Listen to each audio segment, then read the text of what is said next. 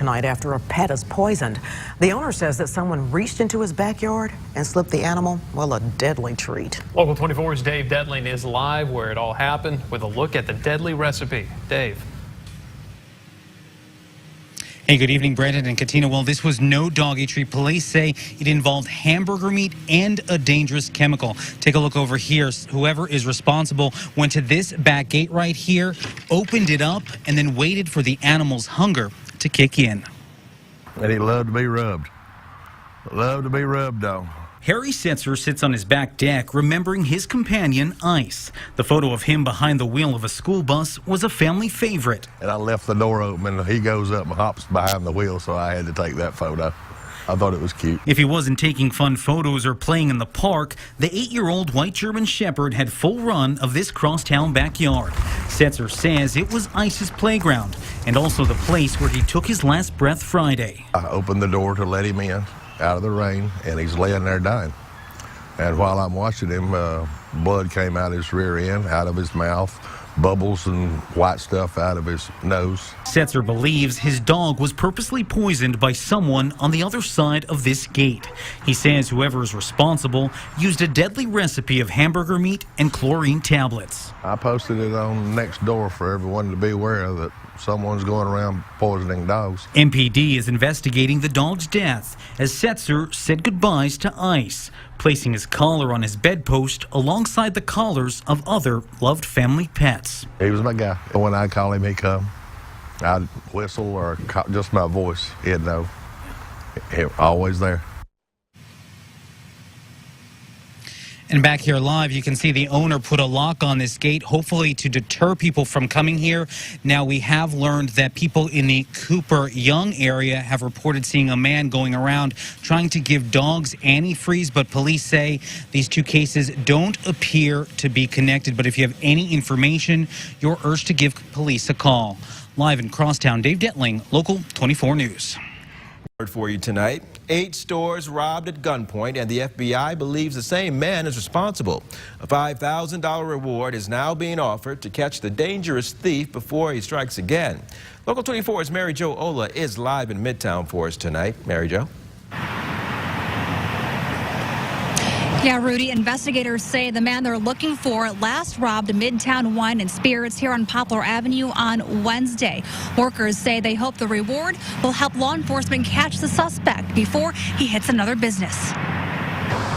This is the suspected serial robber the Memphis FBI is looking for. Holding a gun and wearing a black ski mask, a security camera captured this picture at the Budget liquor store on Summer Avenue March 29th.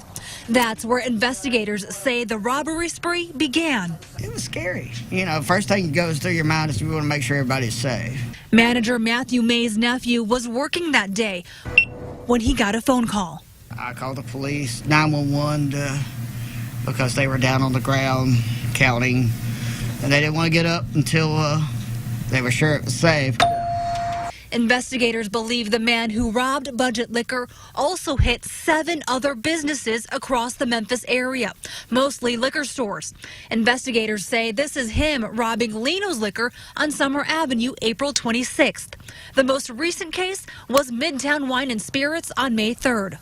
According to Memphis FBI, in all 8 cases, the man pointed a pistol at the victims and demanded money from the register. He then told the victims to get on the ground before he got away. Workers now hope the FBI's $5,000 reward will bring this spree to an end. Hopefully someone out there knows exactly who it is, or maybe he's bragged to someone that he's been doing this and they turn him in. They say they've had a change of heart, but their tattoos are personal billboards of hate and violence. A Mid-South tattoo parlor is now offering to erase the hate for free. Local 24's Dave Detling was in Horn Lake, Mississippi when a pastor was able to erase a part of his past.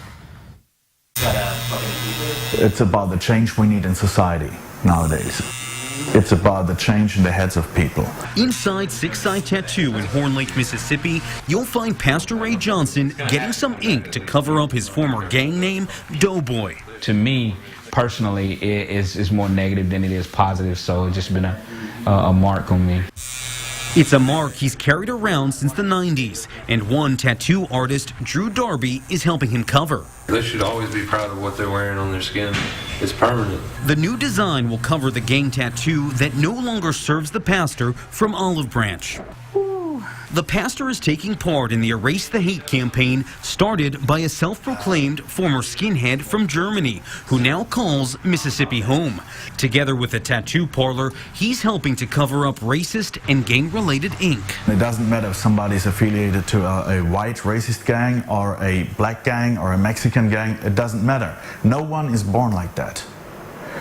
But everybody can change. And Johnson says he knows the power of change, adding this free campaign is helping him transform a part of his life into something more positive. Oh, yeah. Oh, yeah, that was great, man. I like that. And Six Side says it will continue with the Erase the Hate campaign for as long as there's a need, but people are encouraged to call the tattoo parlor and make an appointment. Reporting in Horn Lake, Dave Detling, Local 24 News. Parents and students take action after high school students were sent to in-school suspension, all because of the color of their shoes. Local 24's Dave Detling reports from Tunica, Mississippi. Good evening, Brandon. We'll take a look down here at these shoes. Parents say they're the reason dozens of students were placed in ISS. The problem is district policy says kids can wear whatever color kicks they want. So the question is, who made the unofficial change? They're a way for 10th grader Jakayla Dunn to express herself. I just like Jordans. The honor student never thought the white and blue sneakers would have her facing in-school suspension at Rosa Ford High School in Tunica, Mississippi. I just called somebody to come pick me up because I don't see the point of us going to ISS. We haven't did anything wrong. According to parents, dozens of students were rounded up for what the high school said was a dress code violation. The district's student handbook for 2016-2017 states kids can wear any color shoes. The student handbook says any color. Yep. And we still haven't gotten the student handbook for 2017-2018. It's not on the website. The kids didn't get it the first day of school. So they're saying this is policy, but how do you prove that this is policy to parents and to community? But at the start of school, students were told only white, black, or brown were acceptable. No one from the district was available to explain the sudden change. Ashley McKay picked up Jakayla. She says shoes have never been an issue with the district in the past, but because of the change, she took to Facebook Live showing the community protesting the banned sneakers. Their protest caught the attention of the district conservator, who parents say relented to allow students to wear shoes with the color of their choice. It's just dumb. Like, some of the kids worked this summer to buy those shoes for themselves. And again, I did put in a call to talk to District Conservator Dr. Margie Pulley, but she did not get back to us. Reporting in Tunica, Mississippi, Dave Detling, Local 24 News. And Local 24's Rudy Williams, well, he joins us live in Northeast Memphis tonight. And so, Rudy, if this is going up, our taxes, how does that improve things for us? And what will it improve?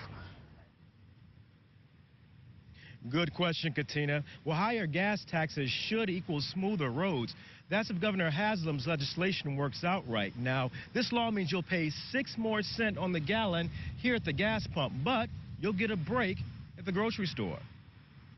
Critics say Tennessee Governor Bill Haslam's soon-to-be signed law raising gas taxes 6% is setting you up for a bumpy ride at the pump. We knew this would be hard from the very beginning. Like I said, there's a reason it's been 30 years since Tennessee passed a road plan, and we knew it would be difficult. Change can sometimes be a difficult thing, but the governor says the tax hike potentially means $70 million worth of road projects to Shelby County and $50 million for the city of Memphis. If you travel on Memphis streets, you're well acquainted with these potholes.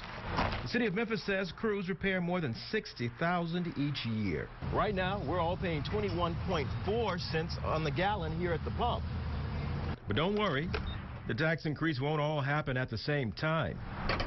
Starting in July of this year, it will go up 4 cents. Next year, 1 more cent and another 1 cent in 2019.